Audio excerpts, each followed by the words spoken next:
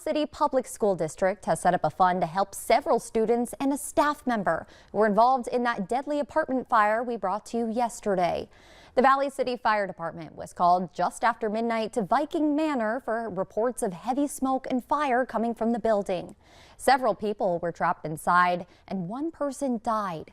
Fire crews say 7 people were rescued from various apartment windows and even others jumping out to escape. The Valley City School District says 4 students and 1 employee were affected by the fire. If you would like to help these families, checks or cash can be dropped off at the district office at 460 Central Avenue North in Valley City.